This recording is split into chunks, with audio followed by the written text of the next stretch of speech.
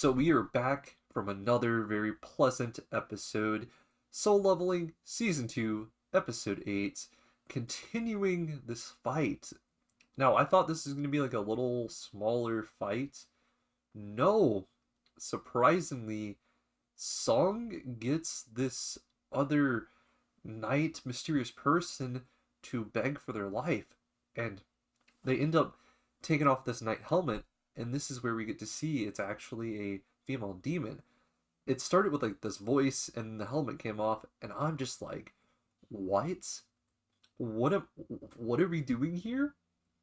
Where is this going? So it turns out that she is a part of a clan that guards this certain section of the tower. Now, we get back into the glitchy business as well.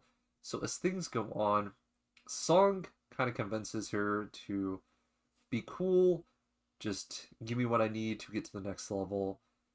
So, yeah, the glitching goes, and that's where we get to see that all at once, after talking quite a bit, there's only so much information these different NPCs or enemies can talk about, the intelligent ones at least, before they end up passing out.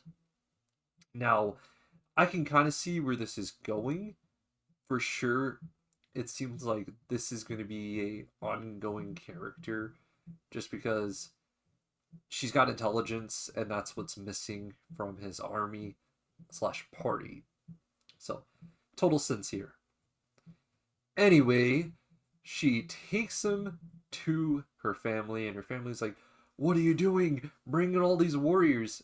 And Sung was pretty impressed because her father was actually able to see that he had this huge summoning army within him, and it was pretty sick.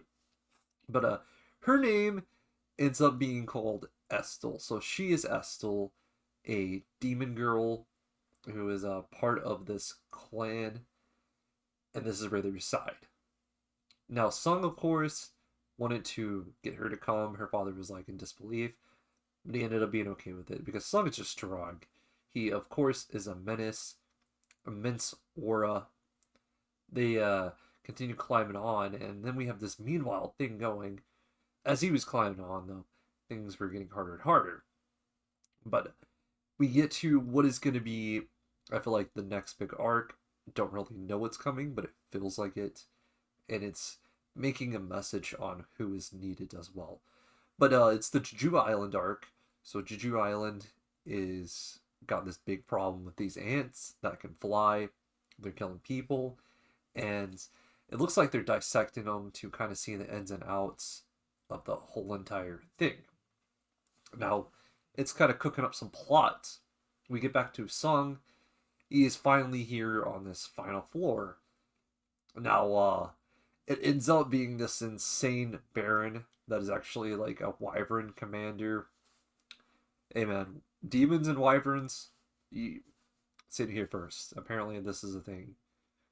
Demons supposed to have wings? No, no, no. They're wired freaking Wyverns, bro. Okay. But what he is doing is he's trying to make the Skrulls clan essentially the new top clan of the entire place. At first, we had Estel wanting to barter her way and do it that way. It's all over at this point. Now, of course, Sung is doing some insane stuff, but honestly, in this battle, he was shown that he's not quite the most powerful still, but he was still able to fight back pretty well. And it shows that our character is growing, but he is not certainly invincible all the way. Which shows you there's obviously people out there going to be able to rival him at this point. Now, they may not all be humans.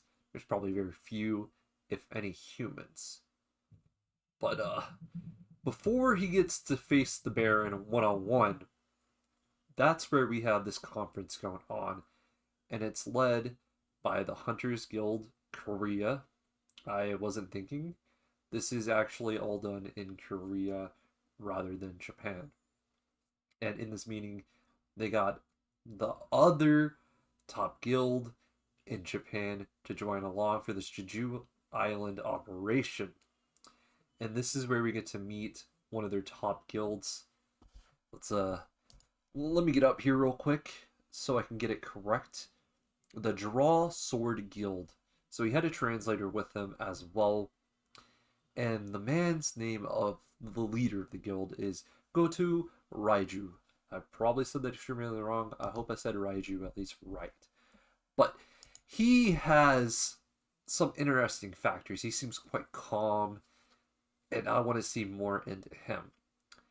Now, what is important here is his game plan is to draw these ants with immense power as a magical power and makes the audience, us, think Song, because he has a ton of mana as well as this magical power that is needed. And the ants are attracted to it, and that's what they want to kill. As far as what's really impressive about this Japan guild is rather than taking their full 11, they are taking 10. The president took this in he's like, what? He's like kind of surprised. So fairly strong guild here, as well as probably the leader more than likely carrying a large load, but seems well rounded. Of course, they're going to be bringing quite a few S-rank hunters, and we kind of know where this Jeju Island arc is going, so it's going to be fun. But let's get back to the grand finale. So, ends up being the most insane battle to date, where Sung has actually sort of gotten bested, but at the same time, I don't know. I don't know what to say about it. It really did show he's not the strongest, like I said. So he ends up taking out one of the Wyvern's wings in the middle of this fight. And that's where he gets into this one-on-one with the Baron. And this Baron is ridiculously strong. Now, he was getting over-rivaled with this strength. So whenever it came to this hand-to-hand combat, well, it wasn't really hand-to-hand combat. He was going hand-to-hand. The man had daggers.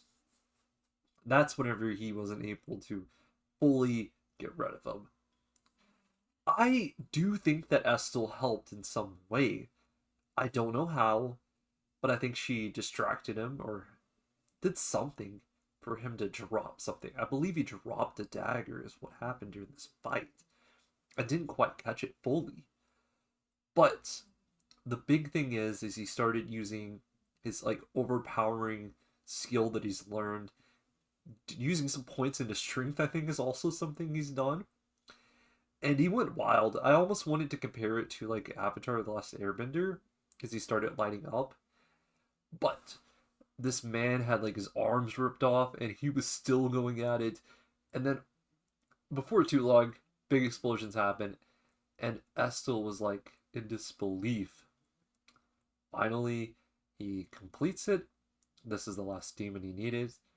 I think he's got everything. I don't know what's... There might be one thing missing, but I think that was the last part of his quest.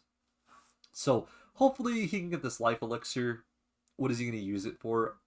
It's thought to be his mom, but at this point, it could be a number of people at the same time. So, it's a guessing game. Overall, though, I enjoyed it. I thought it was very enjoyable.